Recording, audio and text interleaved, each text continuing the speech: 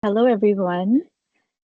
In today's Lunch and Learn session, we will learn about how to succeed in the workplace. So now you already got the job, so learn some skills and some tips and tricks like how to stay, grow, and thrive in your job. So today's agenda is like we'll see what to expect in the first 3 months or first 90 days uh, in your role and understanding the communication and professional culture in the workplace, building your professional reputation, navigating challenges and getting feedback, working on it, staying connected and continuing to grow even after your contract expires. And then we'll have some time for Q&A. So my name is Jaspreet. I am a fourth year BSCD student at Sheridan College. I'm also program assistant and community engagement coordinator for our program. And very excited to present our third session.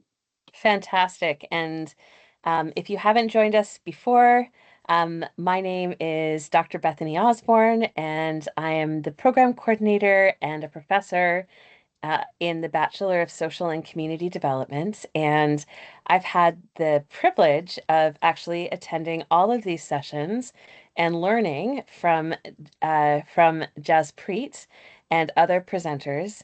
One of the reasons why we uh, are hosting this really important workshop series is because we're aware that sometimes institutions don't know how to support international students once they graduate from a program. And the people that know best how to navigate the systems of immigration and the workforce are actually international students who have already experienced and succeeded in getting their PR cards. And so Jaspreet is one of those students, and I've had the privilege of knowing her for the last 6 years.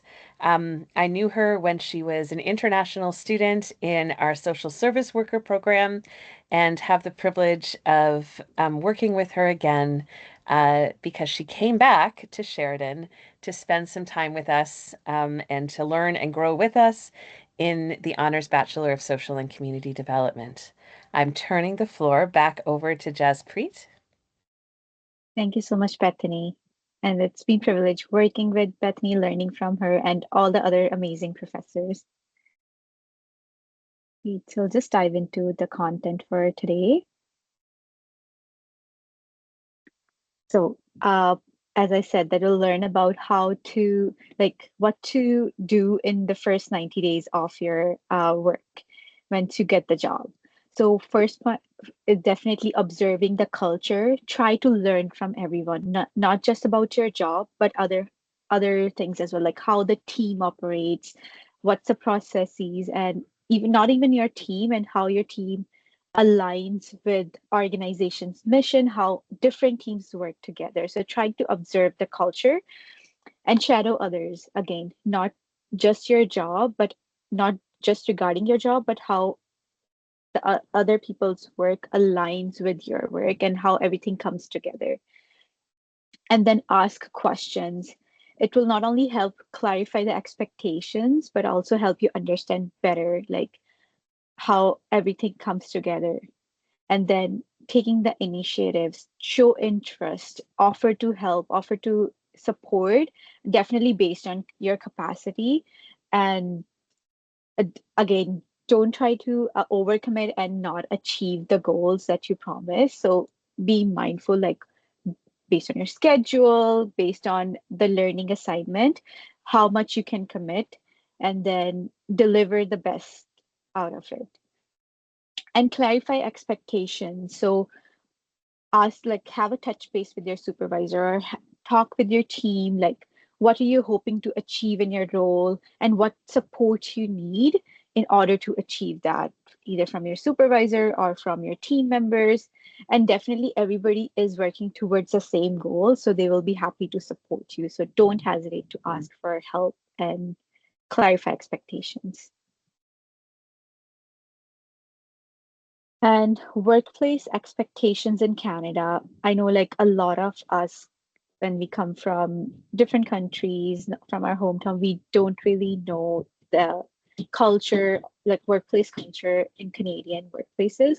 So it's better to, understand like how particular team operates or how particular organization operates. So professional communication is a big one, either verbally, like when you're talking face to face with the person, or over emails or other software like Teams if your organization uses it. So make sure the communication is professional. Always address your team members or your supervisor with respect and politeness, uh, and make sure your texts are friendly as well. Uh, and time management is also another big one. Just prioritize your tasks. You, especially within your first few months, you'll probably be busy or not busy based on the tasks. So make sure you prioritize, like, uh, be on time, like either for your shifts or for different meetings, trainings. Make sure you're on time, meet deadlines, and also be transparent how much time you need to work on a certain project, especially if it's an ongoing project or if it's a new project. You need to understand it, and then how much you're taking on as well. So, for example, like at my workplace, everything got super busy at like all together. So I was like clear with my supervisor, okay, I'm already doing XYZ. I'm not sure if I can take a lead on this, but I'm happy to support, because there was like couple of like deadlines involved in different projects. So being transparent upfront is very crucial. It's not like you'll have any, consequences, but so the supervisor is aware that they can like have different people involved and work on that project, instead of saying yes to everything and not deliver it. Then it will show that you're not reliable if you're doing that. So being transparent is very important, and then taking the accountability too. Like if you're leading a project or supporting, do your best. Feedback culture is normal. So both positive and constructive feedback, they're very important. Especially personally, I feel like constructive feedback helped me grow, and do better in my role, or even grow as a person, as a professional as well. Definitely positive feedback helps you, keep motivated, and then you do your best. But constructive feedback help you grow and then move forward. Collaboration, it helps you, or even help make your work stronger and strengthen it, and uh, being make it more impactful than working in silos. So if you're working in silos, then probably you're repeating the same thing if someone already did it. And then make sure you collaborate with others, and then learn from others. It also helps building a team spirit, and because again everybody's working towards the same goal, so collaboration is very important in community based work. Again, cultural adjustment is normal. So either even if you're working in the fields for a long time and you switched teams within the same organization, or you applied for a new job at another organization, even you've been working as a professional for so long, cultural adjustment is normal, because every team operates differently. So being open to that. Jaspreet, can I ask a Mhm. question? Sure. So, first of all, I appreciate all of these things, and I think you're absolutely right. What happens if you, um, I don't know about you, but sometimes I want to say yes to doing something because I'm afraid to say no. And I'm afraid to say to my boss, I can't do this. But like what happens if you're in that situation? How do people react when you push back on some of the things you're being asked to do? Um, does that impact you negatively in terms of your future with the organization? What does that do? What has your experience been? As I said, like being transparent is very important. And when you're saying no, just tell them the reason why you're saying no. If you're not comfortable leading the project because probably you don't have the skill set or you don't have like a good background knowledge, so you can say, I would love to like do it, but I don't have XYZ skills. Uh, if it's okay to shadow someone for like maybe learn, ask for trainings or uh like shadow someone and learn those skills and then do the project. Or if in different situation, if you already have like chunk of work you're doing and then you don't have the capacity to take it on, uh the supervisor will understand because they are the person who knows your work plan. So it's very important to tell them the reason, and just it's not acceptable just to say no because you're working in that role, but telling them the reason and Okay, then how you can be supported. sure. I think that is helpful, and it has Okay. helped me as well. No, that's great. I like that very much. And what about, Mhm. have you ever gotten any feedback where you were like, oh my gosh, I hate getting negative feedback. I I feel like I've done something bad, and maybe even I am bad if someone is giving me feedback when I haven't necessarily, because sometimes constructive feedback is telling us the things that we need to improve on. How do you deal with that? I feel like it depends on both parties, like Mm, how the person delivers the feedback and then how the person takes it. yeah, sure. So also based on your relationship with the person. So the best way the person, if the person is giving feedback, is it's like a sandwich approach, I call it. So telling them what they did well and how, like, how they made an impact, and then putting that constructive feedback in between and telling them respectfully that this is how it could be done better, and then if you need any support, I'm here. And then also again tell them what they did well. So this is how the person who's giving feedback can, like, make sure the make sure the space is safe, and then is they can have this conversation with the person, and the person who's taking the feedback, they also need to, sometimes we can be defensive, okay, no, I didn't do that, or so I was like, change this approach and have a mindset that this person is telling me something that I need to work on. It will help me in my future. And so far I've been lucky that because also they know my work ethic. Okay, I've been doing this well, and Yeah. this particular thing, if I haven't done it well, or how can I learn? Uh, so I take it very positively because that helps me grow. Uh, Also have a regular check-in with the person. Let's say your supervisor, if you're working on something Hmm. that is not Hmm. working out, have a regular check-in. Tell them what barriers you're facing and what supports you need. Again, it comes back to the transparency part. uh, so if you're not being transparent, just doing it in working in silos, not collaborating it, then maybe maybe something is going wrong, and then you need to work on those things. Uh, but yeah, I think the having that mindset that this will help me grow and this will help me keep, do my job better is Okay. very important when receiving constructive feedback. Great. Thanks so much. And I think I would agree with you on that, that sometimes we think that if we've done something wrong, then all of a sudden uh, we can't do something, or that someone doesn't believe in us. But in fact, I would say that when I give feedback to students, or when I give feedback to people that I'm supervising, it's actually because I care about them and I'm investing in them.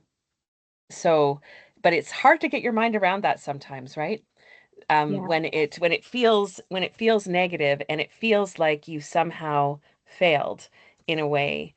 But it's what you do with the feedback that you get that makes it productive. Um, thank you. Yeah. Yeah, definitely. Again, it's like a collaborative approach, like based on Mm, both. And as a leader, you should know how to deliver the feedback and understanding your worker. And then also as a worker, you need to have that mindset that this is something that will help me in my future, in my career. yeah. Oh, thank you, Bethany. And building professional relationship. So, like, how do we maintain or strengthen our relationship at our workplace? So, schedule regular check-ins with your supervisor, either weekly or bi-weekly. It doesn't have to be related to all your work. Maybe it can be around professional development. Okay, I want to, and tell them like anything that you want to do. For example, if you have some plans in mind, okay, I want to take this initiative, and it can be ongoing, doesn't have to be okay, I will wait for a week and then talk with them about it, but it's always it's good to have those regular check-ins, and it will also help strengthen the relationship. It can also discuss any deviation if you're working on a project, any accomplishments, and any obstacles you're facing, and ask for feedback. And then it comes, so again, feedback is very important in any workplace or any profession. So it will help you basically. So please like keep in mind that uh that okay, positive is good, but constructive is also good, because always positive, okay, you'll keep doing the same thing, but you need to level up. For that, you need constructive feedback. And that's also very important, being as a supervisor and being in a leadership position, to deliver that constructive feedback. And being reliable is very important too. So someone who can be trusted. So always like being present, and let's say you have worked on a task, and then you have some time on hand and other person needs supports, be happy to help, like be ready to jump in and support them based on your capacity. So being reliable is important. So staying connected after your contract ends. Let's say your contract was 6 months or 4 months, you did a summer job or you did an internship or whatever the contract is, making sure you're staying connected. So like we discussed in our last week session, that LinkedIn is a professional platform that you can use to stay connected with your peers, your other professionals in the field, and even your employers or past employers.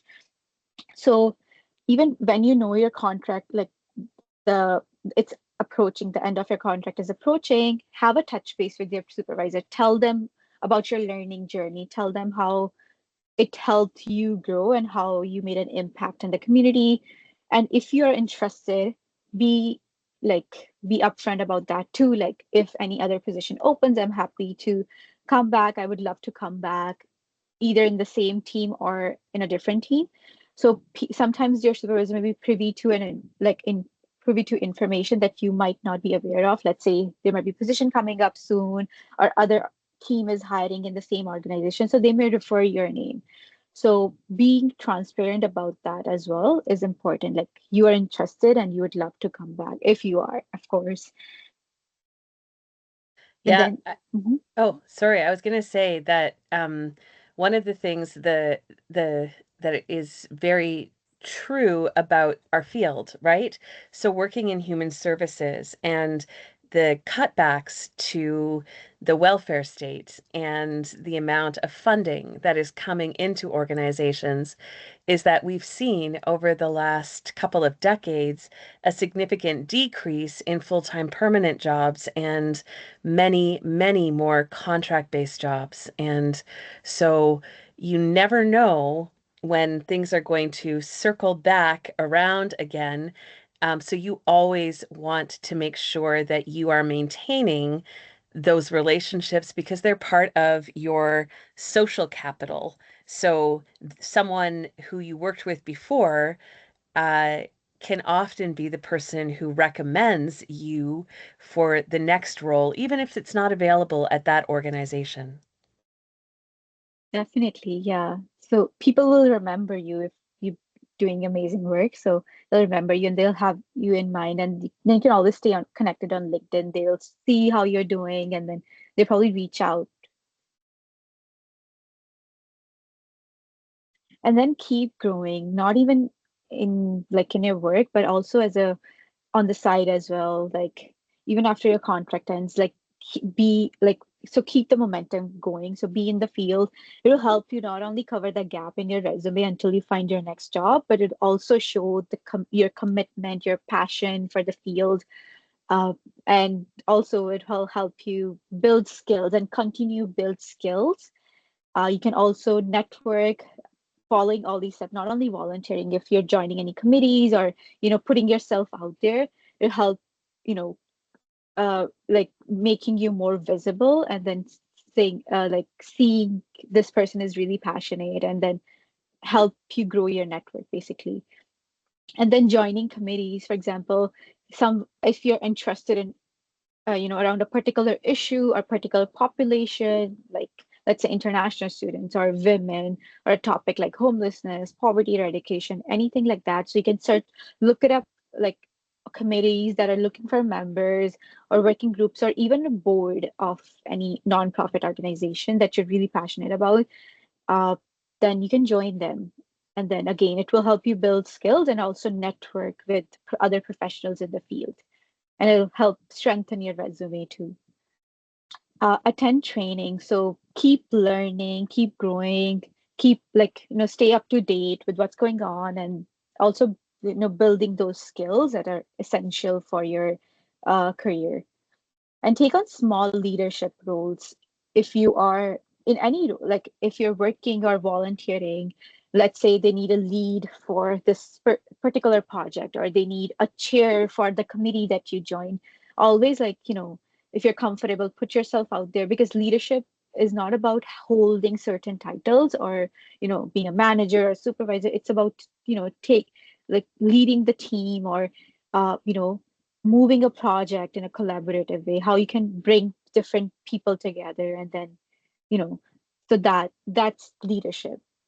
And human services value initiative. Like, it's not just about having a degree or having 5 years experience, but what you've been doing beyond it, you know, like, yeah. So, Jaspreet, we've known each other for quite a while, and so what I know is that this is definitely a strategy that you've engaged in. And so sometimes we hear all these things like we should volunteer, we should join committees, we should attend trainings, we should take on leadership roles.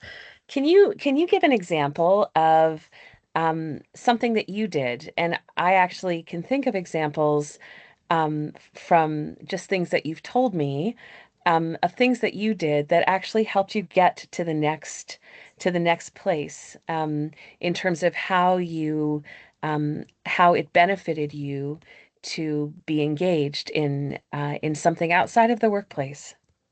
Sure. In one of my past roles, like when I was working, I also like volunteered to join different committees. For example, being a DEI ambassador, diversity, equity, inclusion ambassador for the organization, and also representing the organization on different working groups. So even if I was like working 35 hours there, I was also volunteering, let's say 5 hours a week, so it also adds increases your value in the team, and also help you build network and skills. So I know a lot of people because I've been representing the organization different capacities and different committees. So this is a strategy I used. And also volunteering on the site. So volunteering at the organization that you work is good, but also you need to build, grow your profession, other like your network. So I was also volunteering, joining committees, and another nonprofit organization. So there I got to network with more people. And again, it strengthened my resume. And sometimes you get an offer of being in a committee from the person who's leading it. Instead of even applying, you don't need to apply sometimes. So that's how I got into one of the committees. Uh, and then even now, like in my role, uh, I'm working, doing my internship in a public sector, and also volunteering at school, being the president of our program club, so I can, give back. And also depending on your schedule too, if you cannot commit outside your work because it takes a little bit extra, so committing, you know the place that you're working already. So like for example, Sheridan, I'm already in the program, so I already have that knowledge and experience. So I was like, okay, let me just volunteer, in the club, and then like a student club, and then help other students connect and engage beyond classroom. So also like gauge like how you can, like if you can commit, because sometimes you need to commit for certain years or certain months. So always being mindful of that too. Sure. Thank you, Jaspreet. Those are great. Those are great examples. And I know that for myself, one of the things that was really helpful for me in doing additional work in the community or on committees is that I also had a chance to practice some leadership skills as well and gain leadership skills and try some things out that I might not have had the opportunity to do necessarily in my actual job. And then that also helped me to gain that experience and even to know how to talk about other sectors, other roles, or issues that are facing the people that I was working with. Yeah, yeah, even like building knowledge around topics that may not be as familiar. It's a Mm. great point, Bethany. Great. And then of course that when you're working, we'll have some challenges. So it's important to understand how to, you know, handle them. So you might feel like like imposter syndrome, like doubting yourself, or seeing like if I achieve this, it's might be because of my luck, self-doubting all the time. So it is normal sometimes. Sometimes we feel that like fear of failure, and other times microaggressions from your colleagues, from or other people in the team, and then sometimes cultural misunderstandings too. Like they other people put you in a box based on their interactions with people from similar backgrounds. So it's important to understand that we might face these issues in a workplace, either in the initial phase or even with that, like later, once you're already, in the team. So how do we overcome that, or how do we handle these situations? So mentorship, you can connect with people who had similar challenges in the field. For example, it can be either mentor, or it can be people from, your team who that they might have faced these challenges and bringing that up, or your friends or family who have faced these similar challenges. And then documentation is a very important, especially if the incident is, it's not appropriate and you didn't feel very safe. You should document it with Mhm. details like date, time, all the details, especially right away, because the incident is still fresh in your mind or in your memory. And then using HR, human resources, appropriately. So of course you should try resolving the issue first with the person, your colleague or whoever is on the team. And then if the issue is not resolved, then bring it to your supervisor. And then still, if it's not resolved, then you can escalate it to the HR. So it depends on the issue. You can follow the process. If you don't feel comfortable talking to the person, then you can directly bring it to super or HR. Again, there's no like, one approach. You need to like uh gauge or understand, or like how serious is the issue, and if it can be resolved with the person, that's great. If not, then you need to follow the steps. And self advocacy is use self respectfully, uh and then because you need to be transparent, but being transparent and polite, because sometimes people's behavior is not by intention. It can be by because of lack of awareness or experience interacting with people who are like you. So taking that opportunity to educate them, uh, I would say that's the first approach that I would use, or you should be using. However, if the issue is persistent or is being repetitive, then you can escalate.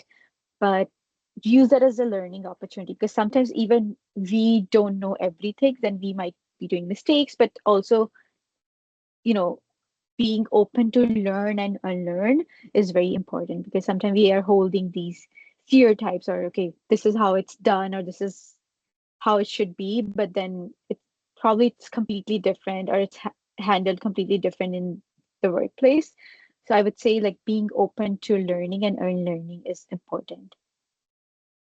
Um, Thank you so much, Jaspreet. I just had one comment, and imposter syndrome is something that is not just a feeling that you have when you are a student who is graduating from an academic program. It's not just a feeling that you have if you have come from another country and are navigating culture. I think imposter syndrome is something that is so common for people.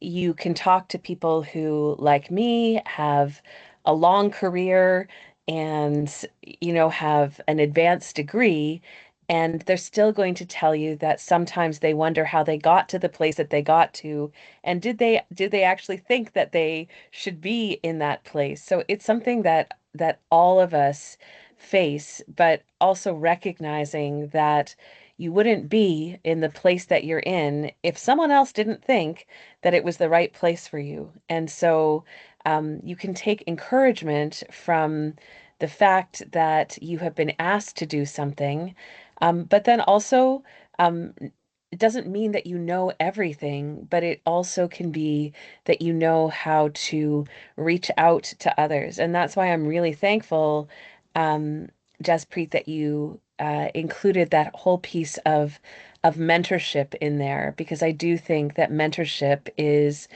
key. It was key for me, as when I was in my teens and my 20s and my 30s.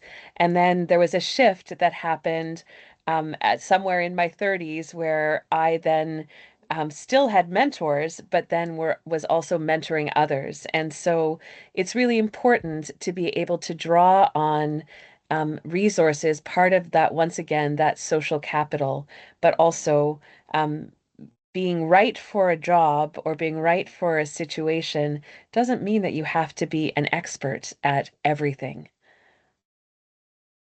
That's very true, Bethany. These challenges anybody can face in the workplace. Mm, Uh, but yeah, being ready to, handle them, because sometimes you're not ready, okay. But being aware of what supports are available or how you can mm. approach that situation is important. So thanks, Bethany, for that. Okay, so this is the end of the session. Our last session is next Thursday, 12 to 1. It will be around professional development and well-being. So, you know, learning how to, the skills to have long-term growth and sustainability in your career. So we'll talk about that. Okay. Fantastic, Jaspreet. I'm totally looking forward to it.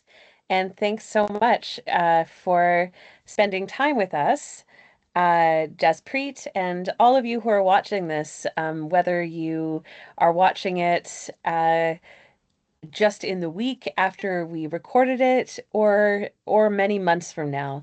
These are principles that are so important, um, yesterday, today, and tomorrow. Thanks so much, Jaspreet, for a great session.